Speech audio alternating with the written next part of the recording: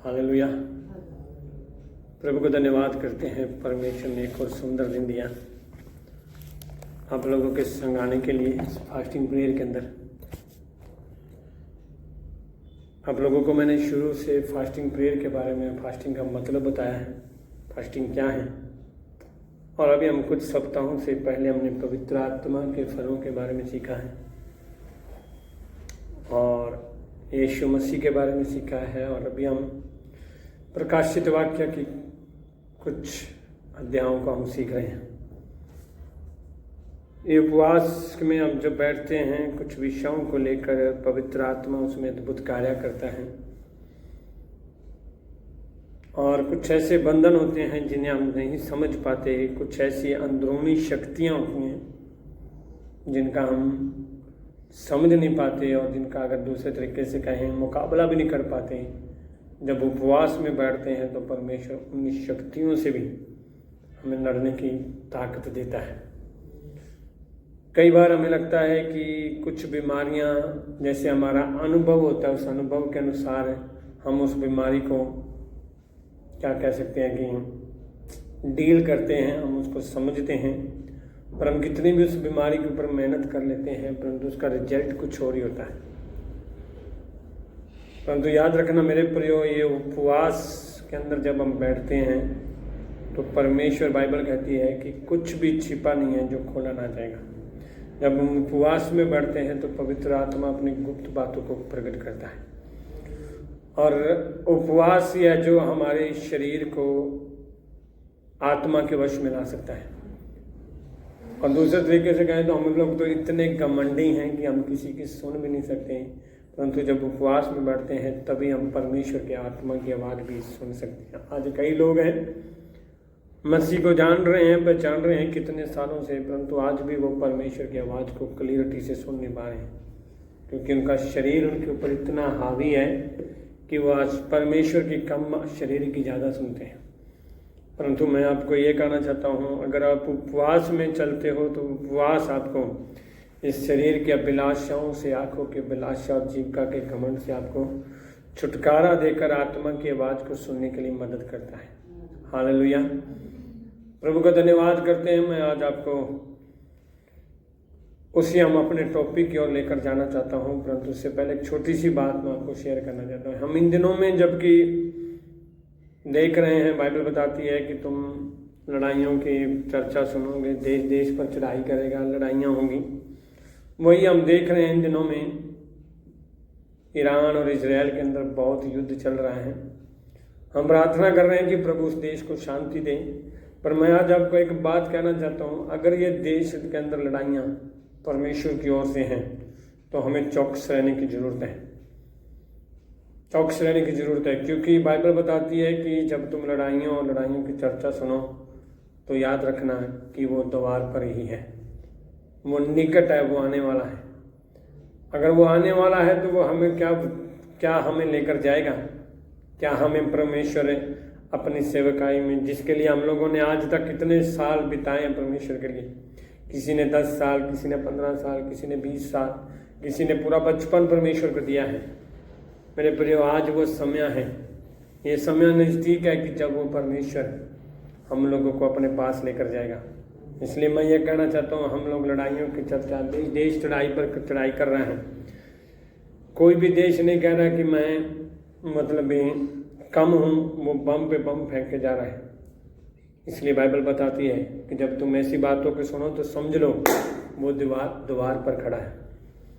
तो द्वार पर खड़ा है तो इसका मतलब है कि वो हमें ले जाने के लिए तैयार है। तो सवाल आज ये है कि अगर वो ले जाने के लिए तैयार है तो क्या आप लोग भी तैयार हो उसके साथ जाने के लिए? हम लोग उसके लिए तैयार है। तो बाइबल एक बात बताती है, पहला यूहन्ना के अंदर है, जैसा वो पवित्र है वैसा वो हमें भी पवित्र देखना चाहता है। याद रखना, हमने आज एक गीत गाया था, उसमें कहता है कि कायनात भी उसने सुंदर बनाई है क्योंकि वो खुद भी खूबसूरत है। जैसा वो है वैसा ही वो लोगों को देखना चाहता है। पिछले संडे मैंने एक मैसेज भी दिया था, यहोवा धर्मी है, वो धर्म के कामों से प्रसन्न होता है और धर्मी लोग ही उसका दर्शन देख पाएंगे। जब हमारे अंदर धार्मिकता के कार्य प्रकट होंगे, हम धर्म के काम करेंगे, तो धार्मिकता के द्वारा ही उस परमेश्वर के सामने हम जा सकेंगे। इसलिए मेरे प्रियो, युद्ध आ रहा है, डरने की जरूरत नहीं है। बस मैं इतना कहना चाहता हूँ, विश्वास में खड़े रहिए, परमेश्वर के साथ चलिए। सोच लो, अगर आप युद्ध से डर रहे हैं और परमेश्वर से दूर हो गए तो क्या फायदा है। परंतु अगर युद्ध आ रहा है और आप परमेश्वर में मजबूत हो तो चिंता मत करो। चाहे युद्ध में आप मरो, चाहे वैसे मरो, आप उसके साथ खड़े जरूर हो जाओगे। तो इसलिए विश्वास के साथ उस परमेश्वर पर भरोसा करके आगे बढ़ो। वो परमेश्वर है तुम्हारे लिए अद्भुत करने वाला। हालेलुया। इसी के आधार पर आज एक टॉपिक, एक ऐसा खतरनाक टॉपिक मेरे को मिला। इसके बारे में बाइबल क्या बताती है। मैंने जब इसके बारे में, हिस्ट्री के बारे में सर्च मारा, आज मैं आप लोगों को बताना चाहता हूँ चर्च ऑफ सरदीस की कलीसिया के बारे में, जो प्रकाशित वाक्य के 3 अध्याय से शुरू होती है। मेरे प्रियो, जब इस कलीसिया के बारे में देखा मैंने, तो ये सबसे छोटा अध्याय है, छोटा चैप्टर है, छोटे वर्डों में लिखा है इसके बारे में, कुछ ही वर्ड बारे में लिखा है। पर आपको बताऊं इसके बारे में क्या बताता है परमेश्वर। ये एक डेड कलीसिया है। डेड मतलब मरी हुई कलीसिया। सोच लो, अगर एक कलीसिया आप देख रही है कि आप बहुत बड़े हुए हो, बहुत लोग आ रहे हैं, आराधना हो रही है, बड़े बड़े वर्शिप पर लोग चल रहे हैं, और परमेश्वर उसको कह रहा है कि ये एक मरी हुई कलीसिया है। क्या कह रहा है? मरी हुई कलीसिया। तो बड़ा दुख लगता है। जब मैं इस वचन को पढ़ रहा था तो मेरे को भी बड़ा झटका लगा कि जिसके बारे में परमेश्वर क्या कह रहा है, ये एक मरी हुई कलीसिया। मरी हुई क्यों कह रहा है? कि इन्होंने आत्मिक जीव और संसारिक जीवन तो पा लिया, आशीषें तो पा ली, परंतु आत्मिक जीवन मरा हुआ है। याद रखना, अगर आप चर्च में सिर्फ संसारिक आशीषों के लिए आ रहे हो तो आज भी आप मरे हुए हो। हालेलुया। मैं आज आपको कुछ बातें वचन के द्वारा सिखाना चाहता हूँ, जो पवित्र आत्मा मुझे पिछले दिनों से कायल कर रहा है, सिखा रहा है, और मैं आपको वचन की ओर लेकर जाऊँगा, ज़्यादा लंबा ना खींच के। हम पढ़ेंगे प्रकाशित वाक्य 3 अध्याय का 1 से लेकर 6 तक। सरदीस की कलीसिया के दूत को यह लिख। कौन कह रहा है? प्रभु यीशु मसीह कह रहा है यूहन्ना को। क्या कह रहा है? कि सरदीस की कलीसिया के दूत को यह लिख। क्या लिखा है? जिसके पास परमेश्वर की 7 आत्माएं हैं और 7 तारे हैं।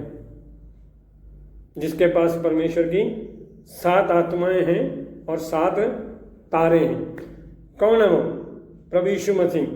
बाइबल कहती है कि गीत हम गाते ना, 7 द्वीपों के बीच में पूर्ण शोभायमान, सुनहरे वस्त्र पहने हुए देखता यीशु को। मतलब वो 7 तारों, 7 आत्माएं और 7 तारों के बीच कौन है? यीशु मसीह। वो कहता है कि सरदीस की कलीसिया के दूत को यह लिखे कि जिसके पास परमेश्वर की 7 आत्माएं और 7 तारे हैं। यीशु मसीह खुद ही कह रहा है यूहन्ना को, और क्या कह रहा है कि मैं क्या कहना चाहता हूँ वो लिख। क्या कहना चाहता है? वह यह कहता है कि मैं तेरे कामों को जानता हूँ। मतलब भी कह रहा है कि तू जो भी काम कर रहा है, मैं आपको पिछले 4 सप्ताहों से एक ही बात बता रहा हूँ कि हम जो कुछ भी कर रहे हैं परमेश्वर सब कुछ जानता है। दाऊद भी खुल के कहता है, मैं तू मेरा उठना बैठना चलना फिरना सब कुछ जानता, मैं तुझसे छिप कर कहाँ जाऊँ। मेरे प्रियो, हम अपने परिवार से छिप सकते हैं, दुनिया से छिप सकते हैं, उससे कहीं भी छिप नहीं सकते। ऐसा कोई ठिकाना नहीं है जिससे आप छिप कर रह सको। वो एक ऐसी परमेश्वर है जिसकी आंखें सदैव अपने लोगों पर लगी रहती हैं। हालेलुया। इसलिए वो कहता है, भाई यह कहता है मैं तेरे कामों को जानता हूँ। क्या जानता हूँ? कि तू जीवित तो कहलाता है पर है मरा हुआ। तू जीवित तो कहलाता है, मतलब तू जिंदा तो है पर है क्या? मरा हुआ। ये वचन के बारे में, ये बात के बारे में थोड़ा सा डिस्कस आपको बताना चाहता हूँ कि जीवित है बंदा, फिर भी क्या कह रहे उसको? मरा हुआ। आज एक जीवित बंदा, जीवित व्यक्ति है, और उसको बोला जाए कि तू मरा हुआ है, तो इसका मतलब क्या है? इसका मतलब क्या है कि वो, आज लोग कहते हैं ना कि मैं टूट चुका हूँ, मैं थक चुका हूँ, मैं हार चुका हूँ। वो तब बात आदमी बोलता है जब उसका कोई भी साथ नहीं होता। पर यहाँ पर मैं जो कुछ कहना चाहता हूँ उसका मीनिंग कुछ अलग है। कहता है कि तू जीवित तो कहलाता है परंतु है मरा हुआ। याद रखना, सब कुछ पास होने के बाद भी फिर भी आपके पास कुछ नहीं है तो फिर इसका मतलब आप क्या हो, मरे हुए हो। ये कलीसिया के हालात ये थे, सरदीस की कलीसिया के लोग ये थे, क्या कहते हैं कि मतलब उनके पास सब कुछ था संसार की बातों के अनुसार, परंतु आत्मिक जीवन खत्म हो चुका था। आज एक बात बताऊं, मैं शायद किसी को अच्छी ना लगे, एक परिवार के अंदर 6 लोग हैं, फिर भी आज एक व्यक्ति अपने आप को अकेला महसूस करता है। एक परिवार के अंदर आज 10 लोग हैं, फिर भी आज व्यक्ति अकेला महसूस करता है। क्यों? है जीवित है, पर सब लोगों की नजर में क्या है वो।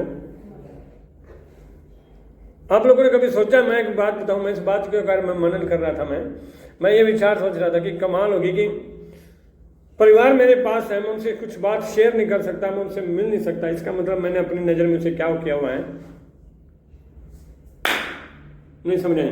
मतलब भी अगर मैं परिवार के बीच में रह रहा हूँ, परिवार के बीच में रहना, और फिर भी मैं टूटा हुआ हूँ, मैं थका हुआ हूँ, फिर भी मैं अकेला फिर रहा हूँ, तो इसका मतलब मैंने सबको क्या समझा हुआ है, मेरी नज़र में सबको ही मरे हुए हैं। मरे हुए का मतलब क्या होता है, कई बार हम लोग ना मतलब भी शारीरिक में तो जिंदा रहते हैं। हम क्या, एक बात बताऊँ, एक सिंपल बात बताऊँ मैं, मान के चलो अगर मैं किसी से नफरत करता हूँ, बाइबल बताती है अगर तेरे मन में किसी के प्रति विरोध है तो तू, तेरी नज़र में वो क्या है, तूने उसका कत्ल किया हुआ, वो तेरी नज़र में मरा हुआ है। मान लो अगर मेरे अंदर किसी के प्रति विरोध है और मैं उसको कह रहा हूँ कि मैं आपसे प्यार करता हूँ, इसका मतलब वो जीवित है पर मरा हुआ है। ये हालात इस कलीसिया के अंदर, सब कुछ था पर आत्मिक जीवन खत्म था। अंदर से क्या था, डेड था। याद रखना, आज ज्यादातर कलीसिया को भीड़ चाहिए, आशीष चाहिए, चमत्कार चाहिए, आज लोगों को ऑन द स्पॉट काम चाहिए। अगर एक दिन काम नहीं हुआ तो अगले दिन चर्च छोड़ देंगे। आज तो एक नया ट्रेंड चल चुका है, चर्च बदलना। ये पास्टर के पास कम भीड़ है, उसके पास्टर के पास ज़्यादा भीड़ है। और दूसरी बात है कि एक और नया चर्च का ट्रेंड चल रहा है, ये छोटा पास्टर है, वो बड़ा पास्टर है। क्या ये चल रहा है? हम किसको देख रहे हैं? संसार को देख रहे हैं कि संसार की नज़र में वो भीड़ है, ये छोटी है। मेरे प्रियो, ये परमेश्वर की कलीसिया है। आप छोटा बड़ा बना के किसको बड़ा छोटा बना रहे हो पता है? परमेश्वर को बोल रहे हो कि तेरा तू छोटा बड़ा है, तू अपने तरीके से परमेश्वर को नाप रहा है। और बाइबल क्या कहती है कि तू मरा हुआ है।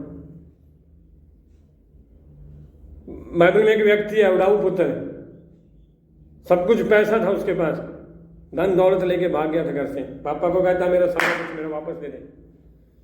उसने बोला दे दे, ले ले, लेके चला गया, सब कुछ ऐश में उड़ाया।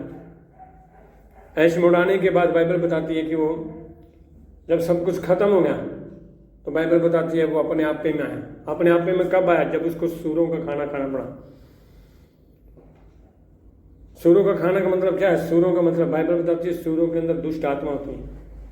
जब एक आदमी के अंदर दुष्ट आत्मा निकली थी तो उसने क्या बोला? मेरे को सूरों के अंदर भेज दे। अब वो व्यक्ति किसका खाना खा रहा है? सूरों का खाना खा रहा है।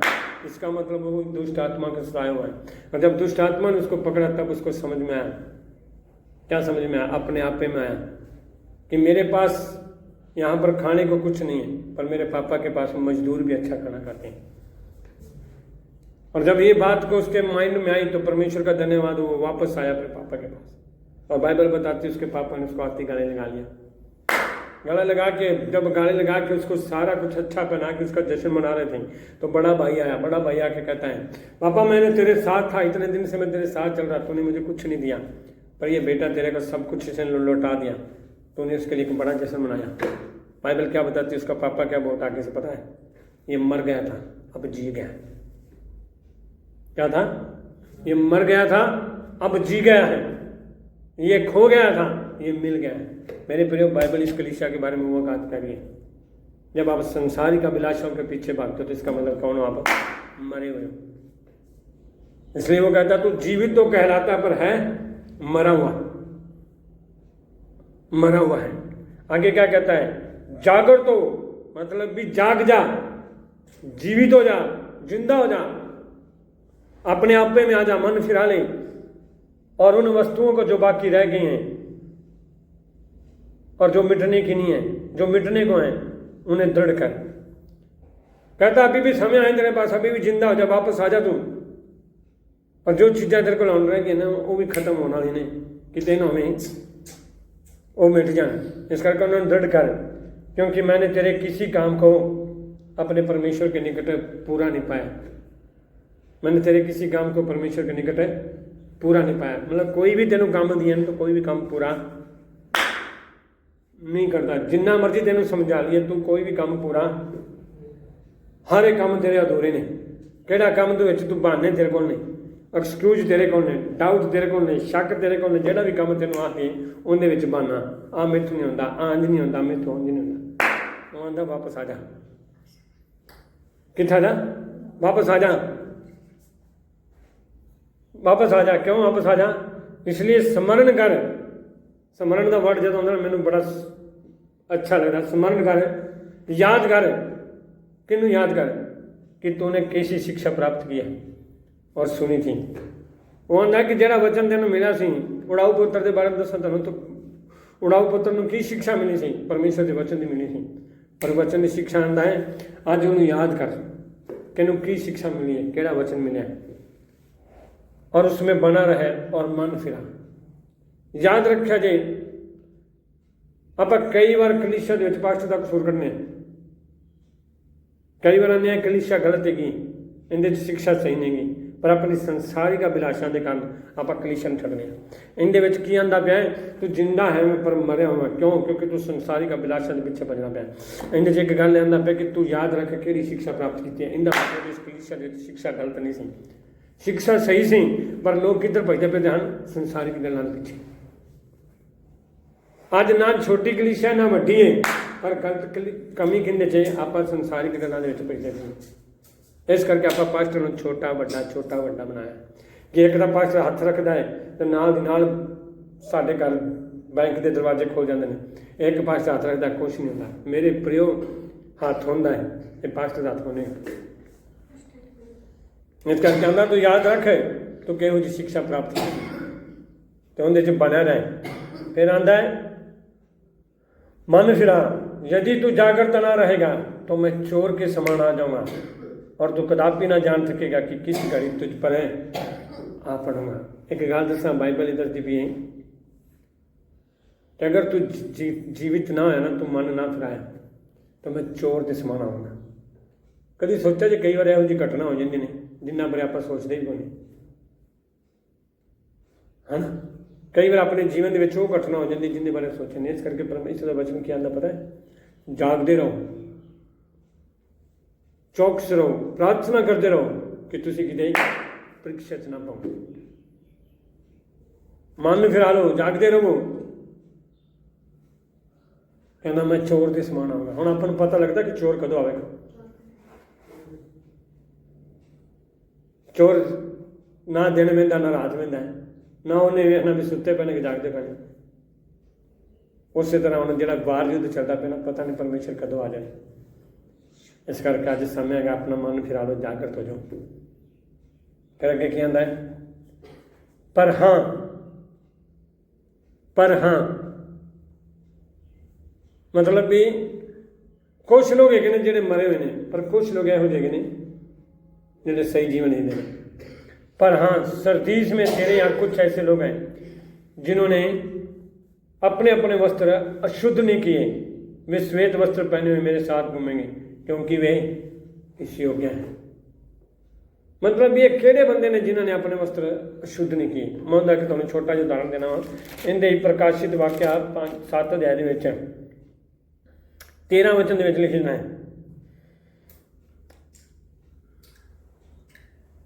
इस पर प्राचीनों में से एक ने मुझसे कहा, ये श्वेत वस्त्र पहने हुए कौन हैं और कहाँ से आए हैं? मैंने उससे कहा, हे स्वामी तू ही जानता है। मतलब ये हुन्ना खुद वेख रहा है कि श्वेत वस्त्र पहने हुए थे लोग घूम रहे हैं, पर परमेश्वर पूछता है, सुहन्ना पूछता भी ये बंदे कौन है, ये श्वेत वस्त्र पहने हुए कौन है? अगो जवाब देता परमेश्वर तू ही जानना है। फिर अगो की जवाब देता पता है?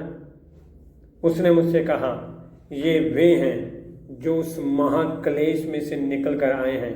इन्होंने अपने अपने वस्त्र मेमने के लहू से धोकर सफेद किए हैं। मतलब आंदा है भी ये लोग है ने ਜਿਨ੍ਹਾਂ ਦੇ ਵਸਤਰ ਸ਼ਵੇਤ ਨੇ ਨਾ, ਉਹ ਲੋਕ ਹੈਗੇ ਨੇ ਜਿਨ੍ਹਾਂ ਨੇ ਦੁੱਖ ਦੇ ਵਿੱਚ ਰਹਿ ਕੇ ਆਪਣੇ ਆਪ ਨੂੰ ਯਿਸੂ ਦੇ ਲਹੂ ਦੇ ਵਿੱਚ ਧੋ ਕੇ ਉਹਨਾਂ ਨੂੰ ਸ਼ੁੱਧ ਕੀਤਾ ਪਰਮੇਸ਼ਰ। ਕੁਝ ਲੋਕ ਇਹੋ ਜਿਹੇ ਹਨ ਜਿਨ੍ਹਾਂ ਨੇ ਦੁੱਖ ਸਹਿ ਕੇ, ਉਤਪੀੜਨ ਸਹਿ ਕੇ, ਬਿਮਾਰੀਆਂ ਸਹਿ ਕੇ ਆਪਣੇ ਆਪ ਨੂੰ ਪਰਮੇਸ਼ਰ ਦੇ ਵਚਨ 'ਚ ਬਣਾਏ ਰੱਖਾ। ਪਰ ਕੁਛ ਲੋਕ ਇਹੋ ਜਿਹੇ ਨੇ ਜਿਹੜੇ ਅੱਜ ਵੀ ਸੰਸਾਰ ਦੀ ਚਿੰਤਾ ਦੇ ਵਿੱਚ ਲੱਗੇ, ਅੱਜ ਵੀ ਉਹਨਾਂ ਨੂੰ ਚਰਚ ਦੇ ਵਿੱਚ ਸੰਸਾਰ ਚਾਹੀਦਾ। फिर अगो आंदा है, जो जय पाए उसे इसी प्रकार का श्वेत वस्त्र पहनाया जाएगा। याद रखा जाए, संसारिक गल्लां दे पिछे घूमण वाले बंदे नूं कभी भी श्वेत वस्त्र नहीं मिलता।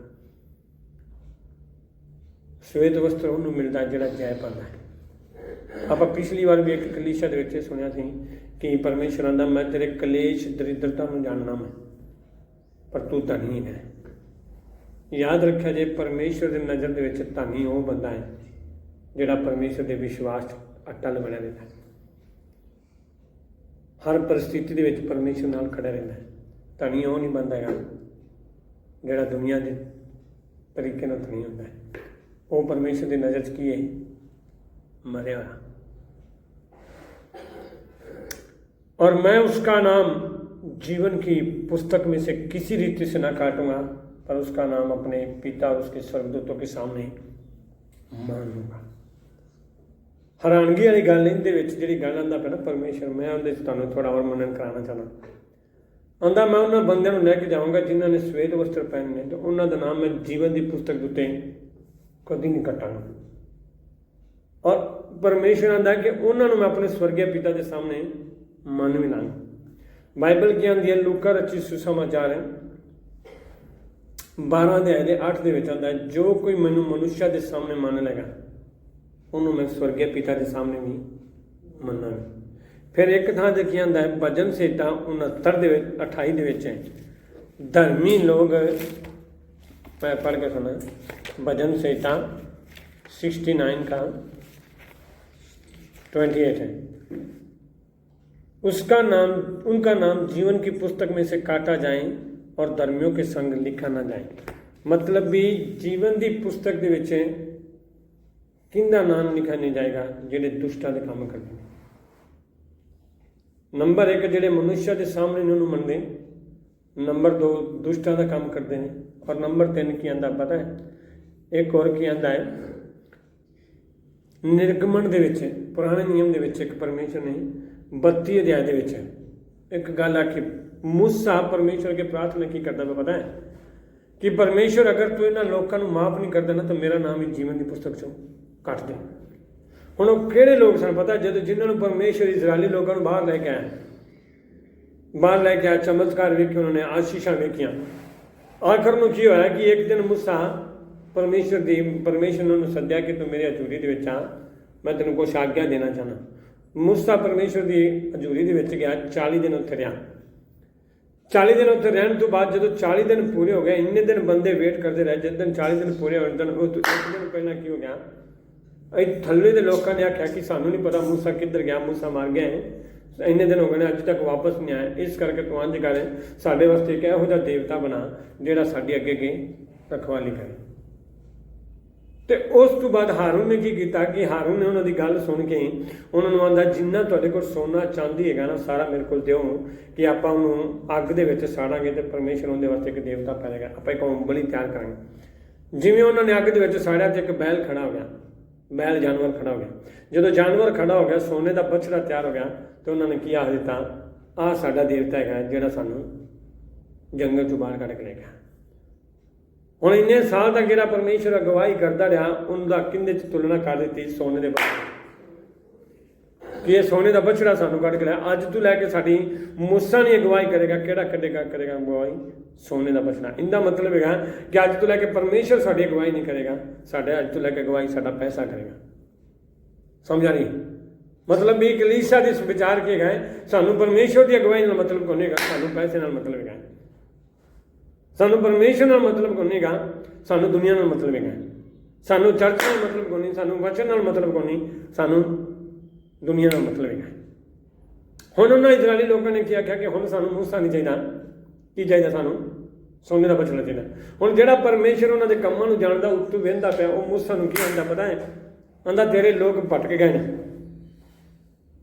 ਕਹਿੰਦਾ ਤੇਰੇ ਲੋਕ ਭਟਕ ਗਏ ਨੇ, ਹੁਣ ਇਸ ਕਰਕੇ ਮੈਂ ਉਹਨਾਂ ਨੂੰ ਕੀ ਕਰਾਂਗਾ? ਨਾਸ਼ ਕਰ ਦੇਵਾਂਗਾ। ਕਹਿੰਦਾ ਜਿਹੜੀ ਤੂੰ ਆਗਿਆ ਦਿੱਤੀ ਉਹਨਾਂ ਨੂੰ ਜਾ ਕੇ ਵੇਖ, ਜਾ ਕੇ ਤੇਰੇ ਲੋਕ ਭਟਕ ਗਏ ਨੇ, ਤੇਰੇ ਲੋਕ ਨਾਸ਼ ਹੋ ਗਏ ਨੇ, ਹੁਣ ਮੈਂ ਉਹਨਾਂ ਨੂੰ ਕੀ ਕਰਾਂਗਾ? ਨਾਸ਼ ਕਰਾਂਗਾ। ਹੁਣ ਹੈਰਾਨਗੀ ਵਾਲੀ ਗੱਲ ਹੈ, ਜਦੋਂ ਮੂਸਾ ਨੇ ਗੱਲ ਸੁਣੀ, ਥੱਲੇ ਆ ਕੇ ਜਦੋਂ ਉਹਨੇ ਵੇਖਿਆ ਵੀ ਇਸਰਾਏਲੀ ਲੋਕ ਭਟਕ ਗਏ ਨੇ, ਉਹ ਆਪਣਾ ਜੀਵਨ ਬਦਲ ਚੁੱਕੇ ਨੇ, ਤੇ ਉਹਨਾਂ ਵਾਸਤੇ ਕੀ ਦੁਆ ਕਰਦਾ ਪਤਾ ਹੈ? ਕਿ ਪਰਮੇਸ਼ਰ ਅਗਰ ਤੂੰ ਇਹਨਾਂ ਨੂੰ ਨਾਸ਼ ਕਰ ਦੇਗਾ ਨਾ, ਤਾਂ ਲੋਕ ਕੀ ਆਖਣਗੇ ਕਿ ਤੂੰ ਜਿਹੜੇ ਬੰਦਿਆਂ ਨੂੰ ਬਾਹਰ ਲੈ ਕੇ ਆਇਆ ਜੰਗਲ ਦੇ ਵਿੱਚ, ਉਹਨਾਂ ਨੂੰ ਤੂੰ ਜਾ ਕੇ ਮਾਰ ਦਿੱਤਾ, ਇਸ ਕਰਕੇ ਤੂੰ ਇਹਨਾਂ ਨੂੰ ਮਾਫ਼ ਕਰ, ਨਹੀਂ ਤਾਂ ਮੇਰਾ ਨਾਮ ਜੀਵਨ ਦੀ ਪੁਸਤਕ ਚੋਂ ਕਰ ਦੇ। ਆਪਣੇ ਅੰਦਰ ਉਧੇੜੇਗਾ ਕਿ ਪ੍ਰਭੂ ਇਹ ਸ਼ਾਹਬਾਦ ਨੂੰ ਬਦਲ ਦੇ, ਨਹੀਂ ਤਾਂ ਮੇਰਾ ਨਾਮ ਹੀ ਜੀਵਨ ਦੀ ਪੁਸਤਕ ਚੋਂ। ਮੈਂ ਸੋਚਦਾ ਪਿਆ ਕਿ ਸਾਡੇ ਅੰਦਰ ਨਹੀਂ ਹੌਸਲਾ ਹੈਗਾ ਕਿ ਸਾਡਾ ਨਾਮ ਜੀਵਨ ਦੀ ਪੁਸਤਕ ਵਿੱਚ ਹੈ, ਆਪਾਂ ਦੂਜਿਆਂ ਵਾਸਤੇ ਕੀ ਦੁਆ ਕਰਨੀ। ਹੁਣ ਇਹਦੇ ਵਿੱਚ ਕੀ ਹੁੰਦਾ ਪਿਆ? ਕਿਹਨਾਂ ਦਾ ਨਾਮ ਜੀਵਨ ਦੀ ਪੁਸਤਕ ਵਿੱਚ ਕੱਢਦਾ ਪਿਆ ਪਰਮੇਸ਼ਰ? ਜਿਹੜੇ ਮੂਰਤੀ ਪੂਜਾ ਦੇ ਪਿੱਛੇ ਭੱਜਦੇ ਫਿਰਦੇ ਹੈ ਪਰਮੇਸ਼ਰ ਦੇ ਲੋਕ ਨੇ, ਪਰ ਕਿਹਦੇ ਪਿੱਛੇ ਘੁੰਮਦੇ ਫਿਰਦੇ ਨੇ? ਸੋਨੇ ਦੇ ਬਚਨਾਂ ਪਿੱਛੇ, ਜਿਹੜੇ ਦੁਨੀਆ ਦੇ ਪਿੱਛੇ ਭੱਜਦੇ ਫਿਰਦੇ ਨੇ, ਜਿਹੜੇ ਆਪਣੀ ਮਨ ਮਰਜ਼ੀ ਨਾਲ ਚੱਲਦੇ ਫਿਰਦੇ ਨੇ, ਜਿਹੜੇ ਆਪਣੇ ਕਮਾਂਡ ਨਾਲ ਚੱਲਦੇ ਫਿਰਦੇ ਨੇ, ਉਹਨਾਂ ਦਾ ਨਾਮ ਪਰਮੇਸ਼ਰ ਆਂਦਾ ਮੈਂ ਜੀਵਨ ਦੀ ਪੁਸਤਕ ਚੋਂ। ਇੱਕ ਗੱਲ ਯਾਦ ਰੱਖਿਆ ਜੀ, ਚਾਹੇ 10 ਸਾਲ ਪੁਰਾਣੇ ਵਿਸ਼ਵਾਸੀ ਹੋ, ਚਾਹੇ 15 ਸਾਲ ਹੋ, ਚਾਹੇ ਕੋਈ ਪਾਸਟਰ ਵੀ ਹੈ, ਮੈਂ ਗੱਲ ਖੋਲ੍ਹ ਕੇ ਦੱਸਾਂ, ਅਗਰ ਤੁਹਾਡਾ ਨਾਮ ਜੀਵਨ ਦੀ ਪੁਸਤਕ 'ਚ ਨਹੀਂ ਲਿਖੀ ਜਾਣਾ ਤਾਂ ਸਾਰੀ ਮਿਹਨਤ ਹੈ ਤੁਹਾਡੀ ਜ਼ੀਰੋ ਹੈ। ਹਾਲੇਲੂਇਆ। ਇਸ ਕਰਕੇ ਪਰਮੇਸ਼ਰ ਕੀ ਆਂਦਾ ਹੈ? ਆਪਣੇ ਆਪ ਨੂੰ ਜਾਂਚੋ, ਜਾਗਰਤ ਹੋ ਜਾਓ, ਮੁਰਦਿਆਂ ਵਿੱਚੋਂ ਜੀ ਉਠੋ, ਕਿਉਂਕਿ ਹੁਣ ਸੌਣ ਦਾ ਵੇਲਾ ਕੋਈ ਨਹੀਂ ਛਿਟਾਓ, ਜਾਗਣ ਦਾ ਵੇਲਾ ਹੈ। ਅਗਰ ਤੁਹਾਨੂੰ ਡਰ ਹੈਗਾ ਨਾ, ਯੁੱਧ ਛੱਡ ਚੁੱਕਿਆ ਪਰਮੇਸ਼ਰ ਦੇ ਵਚਨ ਦੇ ਅਨੁਸਾਰ, ਤੁਸੀਂ ਵਿਸ਼ਵਾਸ ਕਰਦੇ ਹੋ ਕਿ ਯੁੱਧ ਪਰਮੇਸ਼ਰ ਦੇ ਔਰ ਹੈ, ਤਾਂ ਤੁਹਾਨੂੰ ਇਹਦਾ ਮਤਲਬ ਹੈਗਾ ਆਪਾਂ ਨੂੰ ਇਸ ਟਾਈਮ ਜਾਗਰਤ ਹੋਣ ਦੀ ਜ਼ਰੂਰਤ ਹੈ। ਮੈਂ ਇੱਕ ਗੱਲ ਸੋਚਦਾ ਪਿਆ ਸੀ ਕਿ ਮਤਲਬ ਵੀ ਨਾ, ਮੈਂ ਜਦੋਂ ਵਚਨ ਪੜ੍ਹਦਾ ਪਿਆ ਮੈਂ ਇਹਦਾ ਪਿਆ ਸੀ ਕਿ ਪਰਮੇਸ਼ਰ ਜਦੋਂ ਚੁੱਕ ਕੇ ਲੈ ਜਾਵੇਗਾ, ਉਠਾ ਕੇ ਲੈ ਜਾਵੇਗਾ, ਕਮ ਤੋਂ ਕਮ ਮੇਰੇ ਘਰ ਦੇ 2-4 ਜੀਆਂ ਤੋਂ ਚੁੱਕ ਲਵੇ, ਮੈਂ ਵੇਖ ਤਾਂ ਲਵਾਂਗੀ ਚੁੱਕ ਲਿਆ ਕਿ ਚੁੱਕ ਲਿਆ, ਮਤਲਬ ਵੀ ਮੈਂ ਤਾਂ ਵੇਖ ਲਾਂ ਵੀ ਕਿਹਨੂੰ ਚੁੱਕਿਆ ਸੀ ਕਿਹਨੂੰ ਨਹੀਂ ਚੁੱਕਿਆ, ਫਿਰ ਮੈਂ ਨੀਚੇ ਚੱਲਦਾ ਪਿਆ। ਪਰ ਪਰਮੇਸ਼ਰ ਕੋ ਕੀ ਆਂਦਾ ਪਤਾ ਹੈ? ਉਹਨੇ ਮੈਨੂੰ ਮੂਸਾ ਦਾ ਵਚਨ ਯਾਦ ਦਿਲਾਇਆ ਕਿ ਮੂਸਾ ਆਪਣੇ ਲੋਕਾਂ ਵਾਸਤੇ ਆਪਣਾ ਨਾਂ ਕਟਵਾਉਣ ਨੂੰ ਫਿਰਦਾ ਹੈ। ਕਿਆ ਤੂੰ ਆਪਣੇ ਲੋਕਾਂ ਵਾਸਤੇ ਪਰਮੇਸ਼ਰ ਅੱਗੇ ਨਹੀਂ ਬੋਲ ਸਕਦਾ ਕਿ ਪਰਮੇਸ਼ਰ ਮੇਰੇ ਲੋਕਾਂ ਨੂੰ ਵੀ ਉੱਤੇ ਲੈ ਕੇ ਜਾ, ਹੈ ਨਾ? ਮਸੀਹ ਜੀਵਨ ਦੇ ਵਿੱਚ ਨਾ ਸਿਰਫ ਆਪਾਂ ਇੰਨੇ ਕੀ ਕਹਿ ਸਕਦੇ ਕਿ ਸੈਲਫਿਸ਼ ਨਾ ਹੋਈਏ ਕਿ ਸਿਰਫ ਆਪਾਂ ਆਪਣੀ ਚਿੰਤਾ ਦੇ ਵਿੱਚ ਘੁੰਮੀਏ, ਪਰੰਤੂ ਉਸ ਵਿਸ਼ਵਾਸ ਨਾਲ ਚੱਲੀਏ ਕਿ ਪਰਮੇਸ਼ਰ ਆਪਣੇ ਦੁਆਰਾ ਇਸ ਪੂਰੀ ਕਲੀਸਿਆ ਨੂੰ ਵੀ ਲੈ ਕੇ ਜਾਵੇ। ਅੱਜ ਇਸ ਵਚਨ ਦੇ ਦੁਆਰਾ ਮੈਂ ਤੁਹਾਨੂੰ ਸਿਰਫ ਇਹ ਕਹਿ ਕਹਿਣਾ ਚਾਹੁੰਦਾ ਕਿ ਪਰਮੇਸ਼ਰ ਕੀ ਕਹਿੰਦਾ ਹੈ ਕਿ ਇਸ ਕਲੀਸਿਆ ਦਾ ਆਤਮਿਕ ਜੀਵਨ ਮਰਿਆ ਹੋਇਆ ਸੀ, ਪਰ ਇਸ ਸੰਸਾਰਿਕ ਜੀਵਨ ਦੇ ਵਿੱਚ ਆਸ਼ੀਸ਼ਿਤ ਸਨ। ਸਭ ਕੁਛ ਇਹਨਾਂ ਦੇ ਕੋਲ ਸੀ, ਪਰ ਕੁਛ ਵੀ ਨਹੀਂ ਸੀ। ਮਤਲਬ ਵੀ ਦੁਨੀਆ ਦੇ ਅਨੁਸਾਰ ਇਹਨਾਂ ਕੋਲ ਕੁਛ ਹੈਗਾ, ਪਰ ਮਸੀਹ ਦੇ ਅਨੁਸਾਰ ਇਹਨਾਂ ਕੋਲ ਕੋਈ ਜੀਵਨ ਨਹੀਂ ਸੀ। ਦੂਜਾ, ਪਰਮੇਸ਼ਰਾਂ ਦਾ ਚੇਤਾਵਨੀ ਉਹਨਾਂ ਨੂੰ ਦਿੰਦਾ ਹੈ ਕਿ ਤੁਸੀਂ ਆਪਣੇ ਆਪ ਨੂੰ ਬਦਲ ਲਓ, ਕਿਉਂਕਿ ਤੁਹਾਡਾ ਕੋਈ ਵੀ ਕੰਮ ਮੇਰੇ ਨਿਕਟ ਹੈ ਪੂਰਾ ਨਹੀਂ ਗਾ। ਤੀਜਾ ਕੀ ਕਹਿੰਦਾ ਹੈ? ਸਿੱਖਿਆ ਸਹੀ ਹੋਣੇ ਕੇ ਬਾਅਦ ਵੀ ਉਹਨਾਂ ਕੋਲ ਕੋਈ ਬਦਲਾਵ ਹੋਣੀ ਸੀ। ਫਿਰ ਉਹਨਾਂ ਨੂੰ ਪਰਮੇਸ਼ਰ ਕਹਿੰਦਾ ਹੈ ਮੈਂ ਤੁਹਾਡੇ ਕੋਲ ਚੋਰ ਦੇ ਸਮਾਨ ਆਊਂਗਾ। ਫਿਰ ਅੱਗੋਂ ਕਹਿੰਦਾ ਹੈ ਕੁਛ ਲੋਕ ਇਹੋ ਜਿਹੇ ਹਨ ਜਿਹੜੇ ਦੁੱਖ ਸਹਿਣ ਤੋਂ ਬਾਅਦ ਵੀ ਪਰਮੇਸ਼ਰ ਟਿਕੇ ਹੋਏ ਸਨ, ਵਸਤਰ ਪਹਿਨੇ ਹੋਏ ਸਨ। ਲਾਸਟ 'ਚ ਕਹਿੰਦਾ ਹੈ ਕਿ ਜੋ ਜੈ ਪਾਏਗਾ ਉਹਦਾ ਨਾਮ ਮੈਂ ਕਿੱਥੇ ਲਿਖਾਂਗਾ? ਜੀਵਨ ਦੀ ਪੁਸਤਕ ਦੇ ਵਿੱਚ ਲਿਖਾਂਗਾ। ਇੱਕ ਲਾਸਟ ਦੇ ਵਚਨ ਵਿੱਚ ਪੜ੍ਹ ਕੇ ਮੈਂ ਸਮਾਪਤ ਕਰਾਂਗਾ। प्रकाशित वाक्य 20:12 में लिखता है, फिर मैंने छोटे बड़े सब मरे हुए के सिंहासन के सामने खड़े हुए देखा और पुस्तकें खोली गई। फिर एक और पुस्तक खोली गई अर्थात जीवन की पुस्तक, और जैसा उन पुस्तकों में लिखा हुआ था वैसे ही उनके कामों के अनुसार मरे हुओं का न्याय किया गया। बाइबल दसदी है कि हर एक छोटे वड्डे का न्याय जदों उत्ते होगा परमेश्वर के सिंहासन के सामने हर एक पुस्तक खोली गई, पर एक पुस्तक ये भी खोली गई जीवन की पुस्तक है। जीवन की पुस्तक का मतलब है कि उनके कामों के अनुसार न्याय प्रगट होगा। याद रखा जी, अगर तुहाडा भरोसा सिर्फ है ना कि प्रार्थना करिए तो काम ना करिए, प्रार्थना करिए तो वचन ना पढ़िए, प्रार्थना करिए तो किसी को माफ़ ना करिए, प्रार्थना करिए तो किसी वास्ते दिल च गुस्सा रखे रखिए, तो तुहाडा नाम कभी जीवन की पुस्तक से नहीं होता। मरी हुई कलीसिया का मतलब की होता है, अगर तुहानू लगता कि मैं आराधना च जा रहा, वचन से जा रहा, प्रार्थना करन जा रहा, पर दिल च तुसीं गुस्से लई फिरदे जां अपनी मर्जी का जीवन जींदे पे, तो तुसीं मरे हो जी। इस करके मैं तुहानू अज ये कहना चाहना, अपने आप को जागृत करो, जागृत करो। की करो? जागते रहा करो, ना सोया करो, आत्मा च जागते रहो। कोई पता नहीं कदों तुरी वज जाएगी, चुक के लै जाएगा, फिर लभते फिरोगे किधर गया मेजर, किधर गई मुस्कान, किधर गई छीटो, किधर गई बीपी, को नहीं ना बना बात, है ना? क्योंकि रैप्चर परमेश्वर का वचन क्या होता है, धर्मी लोगों को मैं उन्होंने दुष्टां के संग रह नहीं जाना। याद रखा जाए, अगर परमेश्वर की नज़र तुसीं धर्मी जीवन जींदे पे ना, धार्मिकता का जीवन जींदे पे नहीं, तो किन्ने भी युद्ध हो जाए, किन्नी भी लड़ाइयाँ हो जाए, किन्ना भी विरोध आ जाए, तो परमेश्वर दुष्टां के संग रह नहीं देगा। अगर तुसीं मतलब भी अपना मर्जी का जीवन जींदे पे जब फिर कल दोष आते कि परमेश्वर सानू लैके नहीं गया, तो मेरे प्रियो गलती तुहाडी है, परमेश्वर की नहीं। मैं कहता था लड़ाई चलती पी, विरोध लड़ाई चलती पी, कई थां विरोध भी चलता पाया।